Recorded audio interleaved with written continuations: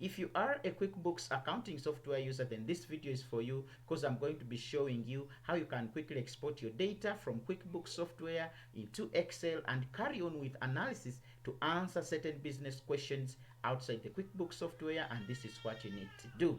Let's take an example. If I want to export my inventory list or items into Excel, I'll come over to the inventory activities and just click in the drop down. I come over to the inventory center. So when it opens, you can see this is my inventory list, all the items that I have in my stores. If I would like to export this list to Excel, then I can come over to this option right here and click in the drop down icon.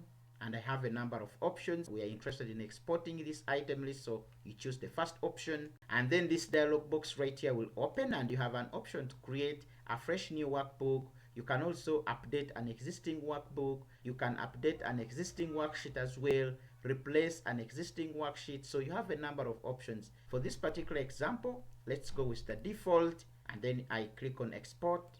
And there you go. Now we have our items here in Excel, and then we can go in and make a few changes and then analyze this data so that we can answer specific business questions depending on what management is actually asking you to do.